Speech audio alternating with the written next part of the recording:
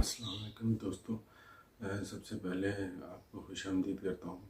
मेरा नाम जुनैद अल हुसैन है और मैं बाय प्रोफेशन एक नर्स हूँ और एक प्राइवेट हॉस्पिटल में जॉब करता हूँ नर्सिंग की। तो आज जो मैं टॉपिक मेरे जहन में आए जिस पे मैं थोड़ी डिस्कशन करूँ वो है ओवरसीज़ एम्प्लॉयमेंट के बारे में। आपके पाकिस्तान में बहुत सारे लोगों का रुझान होता है या वो चाहते हैं कि वो बाहर किसी भी कंट्री में जॉब करने के लिए जाए, क्योंकि हमारे मुल्क में जॉब की अपॉर्चुनिटीज़ इतनी ज़्यादा नहीं हैं और इतनी ज़्यादा सैलरी स्केल नहीं है कि जो लोग इसी वजह से जो है वो बाहर जाना चाहते हैं और अपनी लाइफ को थोड़ा सा बेहतर बनाना चाहते हैं। तो इस सिलसिले में मैं थोड़ी सी अपने एक्सपीरियंस के हवाले से बात करना चाहता हूँ कि मैंने नर्सिंग की भी है, डिग्री है मेरे पास BSN की नर्सिंग में डिग्री है और 2018 में मैंने BSN किया था। तो मैं उस हवाले से अपने एक्सपीरियंस से शेयर करना चाहता हूँ कि क्या सूरत हाल है इस वक्त और क्या तरीका बेस्ट रहेगा कि आपको जो है वो जॉब हासिल करने में मदद मिल सके। तो फर्स्ट ऑफ ऑल आगाज़ करता हूँ।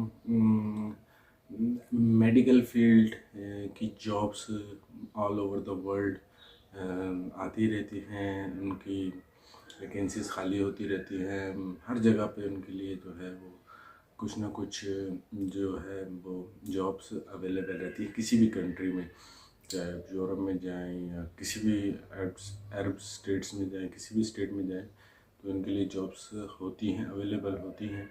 लेकिन ये है कि आपको सही तरीक़ाकार किस तरीके से अप्लाई करना है और किन किन चीज़ों की ज़रूरत होती है वो पता हो तो आप कर सकते हैं और उसके लिए अप्लाई और आपको अच्छी जॉब मिल सकती है।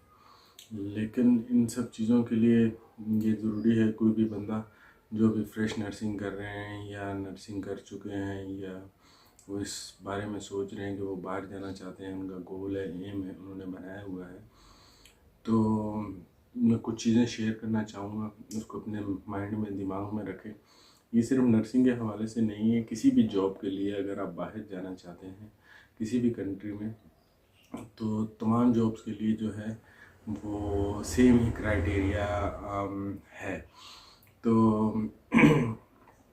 सबसे पहले आप किसी भी कंट्री में जाना चाहते हैं किसी भी जॉब के लिए, किसी भी प्रोफेशन से रिलेटेड, तो हमारे मुल्क में काफ़ी ज़्यादा फेक एजेंसीज़ और फेक एजेंट्स मौजूद हैं जो मासूम लोगों से जो बाहर जाना चाहते हैं उनसे काफ़ी सारे पैसे ले लेते हैं, हथिया लेते हैं और उनको क्या कहते हैं कि हम काम हो जाएगा, ये आप हमें इतने पैसे दे दें, इतने पैसे दे दें, ये हो जाएगा, वो हो जाएगा, और फेक डॉक्यूमेंट्स वगैरह उनको बना के और लूटते हैं। तो इसीलिए मेरे वीडियो बनाने का मकसद यही था कि लोगों को थोड़ा सा एक आइडिया मिल जाए कि भाई बाहर जाने के लिए क्या क्या चीज़ें जो हैं ज़रूरी हैं। तो इसीलिए किसी भी कंट्री में जाने के लिए आपके पास उस कंट्री सबसे जो इम्पोर्टेंट चीज़ होती है वो उस कंट्री में कोई भी आपकी फील्ड से रिलेटेड कोई ना कोई टेस्ट ज़रूर होगा जिसको आप क्लियर करने के बाद, आप उस एग्ज़ाम को क्लियर करने के बाद ही आप उस कंट्री में जा सकते हैं। जैसे कि मैं नर्सिंग फील्ड से ताल्लुक़ रखता हूँ तो पूरी दुनिया में मैं जॉब के लिए जा सकता हूँ, लेकिन मुझे कुछ शराइत उन कंट्रीज़ की पूरी करनी होंगी। जैसे कि फॉर एग्ज़ाम्पल मैं नर्सिंग फील्ड में नर्सिंग जॉब के लिए अमेरिका जाना चाहता हूँ, तो अमेरिका का एक टेस्ट है NCLEX के नाम से। वो उसकी मुझे प्रिपरेशन करनी होगी, प्रिपरेशन के बाद मुझे उसका टेस्ट देना होगा, एग्ज़ाम देना होगा और एग्ज़ाम मेरा क्लियर होगा तो मैं वहाँ जा सकता हूँ, मेरे लिए इतना प्रॉब्लम नहीं होगा। मुझे और लोगों की ज़रूरत नहीं होगी जिसमें मतलब कोई रिश्तेदार या उनकी होती है ज़रूरत कि लोग समझते हैं कि हमारे रिश्तेदार हैं तो हम जा सकते हैं, ऐसा बहुत मुश्किल है किसी भी कंट्री में जाने के लिए। इसी तरह यूके है, ये यूरोपियन कंट्रीज़ हैं, जर्मनी, कनाडा, दूसरे कंट्रीज़ हैं, उन कंट्रीज़ में भी जाने के लिए, ऑस्ट्रेलिया है, इन कंट्रीज़ में भी जाने के लिए क्या कहते हैं, एक इंग्लिश लैंग्वेज का टेस्ट चाहिए होता है, जिसको आइल्स के नाम से बुलाया जाता है। और यूके के लिए एक और मेडिकल टेस्ट भी होता है जिसको ओईटी कहते हैं, ऑक्यूपेशनल इंग्लिश लैंग्वेज टेस्ट। तो आइल्स और इसमें क्या डिफरेंस है? आइल्स प्योरली एक इंग्लिश का टेस्ट होता है जिसमें आपको दूसरे जो एग्जामिनर होता है उसके साथ इंग्लिश में कम्युनिकेट करना होता है, और वो आपकी इंग्लिश लैंग्वेज को एसेस करता है, और उसके बाद वो ये डिसाइड करता है कि आया आप पेशेंट के साथ हमारे कंट्री में इंग्लिश में कम्प्लीटली कम्युनिकेट कर पाएंगे, बात कर पाएंगे, किसी किस्म का कोई गैप तो नहीं रह पाएगा। अगर आपका वो टेस्ट क्लियर होता है तो आप यूके जा सकते हैं या और भी यूरोपियन कंट्रीज़ में जा सकते हैं। और इसी तरह ओईटी भी इंग्लिश का ही टेस्ट है, लेकिन वो मेडिकल लैंग्वेज यूज़ की जाएगी उसमें। मतलब आपको सिनेरियो इस तरीके का दे दिया जाएगा कि आपको पेशेंट है, उसके साथ बातचीत करनी है, उससे पूछना है, उसकी हिस्ट्री लेनी है, मेडिकल हिस्ट्री लेनी है, तो इंग्लिश में बातचीत करनी होगी। उसमें भी बेसिकली जो चेक किया जाएगा वो यही कि आपकी इंग्लिश किस तरीके की है। तो ये यूरोपियन कंट्रीज़ के लिए टेस्ट मैंने बताए। उसके बाद आ जाते हैं अरब कंट्रीज़ में। कुछ लोगों के जाने का रुझान होता है, जिस तरह दुबई में अगर आप जाना चाहते हैं तो दुबई का एक टेस्ट होता है DHA के नाम से, वो टेस्ट आपको यहीं पे क्लियर करना होगा। और उसके अलावा सऊदी अरब है, सऊदी अरब के लिए भी एक टेस्ट होता है नर्सिंग का। वो ये नर्सिंग के टेस्ट है, ये लैंग्वेजेस के टेस्ट नहीं है, MOH के नाम से आता है। और ये भी नर्सिंग के टेस्ट हैं, आपको इसमें क्लियर करना होगा अपने ही कंट्री में रह के। और इसके साथ अरब कंट्रीज़ के लिए एक और चीज़ ये है कि आपको टेस्ट यहाँ पे क्लियर करना होगा। टेस्ट क्लियर करने के बाद आपको इन कंट्रीज़ में जाके विज़िट करना होगा, 2 महीने के विज़िट वीज़ा पे जाना होगा। वहाँ जाके आप स्टे करें किसी होटल में, और फिर उसके बाद आपको वहाँ पे जॉब्स के लिए अप्लाई करना पड़ेगा। वो आपको इंटरव्यूज़ के लिए कॉल करेंगे, फिर वो आपको सिलेक्ट करेंगे, उस टाइम पे करते हैं, या आपको फिर एक दफ़ा वापस अपनी कंट्री में वापस आना होगा। और फिर क्या कहते हैं, वो आपको, अगर आप सिलेक्ट होते हैं तो वो आपको कॉल करेंगे, और फिर आप जो है वो जा सकते हैं वहाँ पे जॉब के लिए। वो आपको वीज़ा भेजेंगे, आप जा सकते हैं। इसी तरह और भी किसी भी कंट्रीज़ में जाने के लिए जो है वो आप कोशिश कर सकते हैं।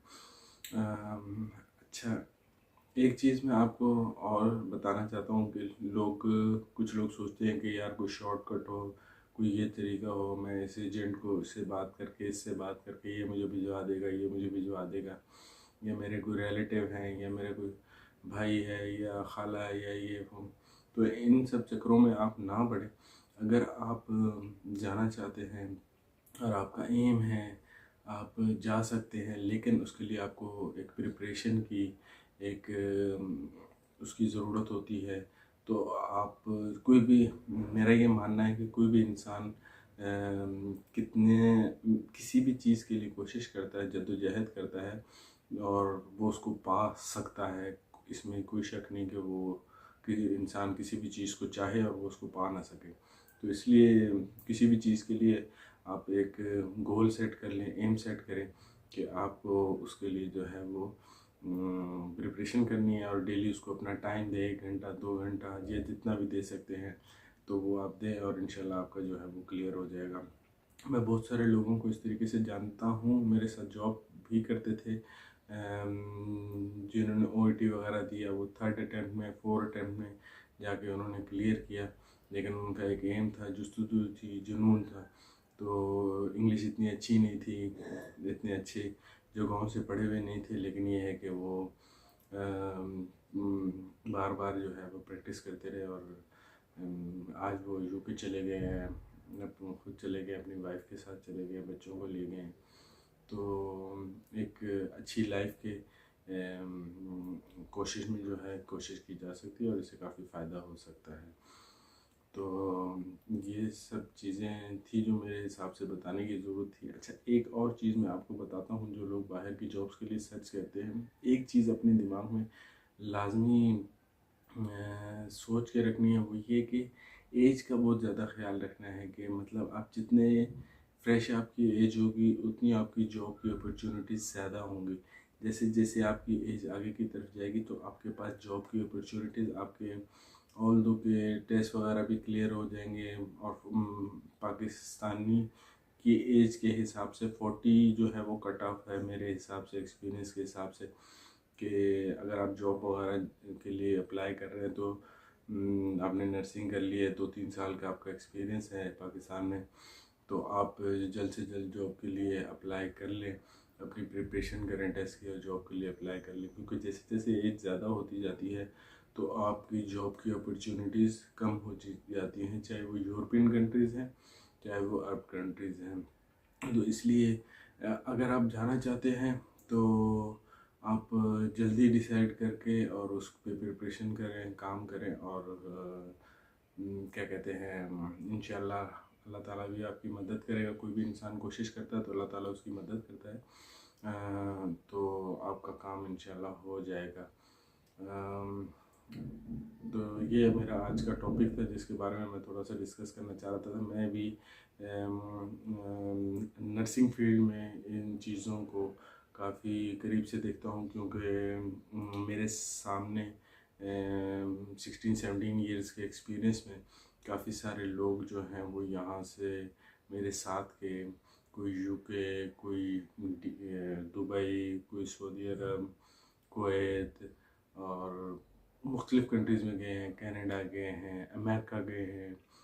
तो मुझे थोड़ी बहुत ही बातचीत भी होती रहती है कभी कभार।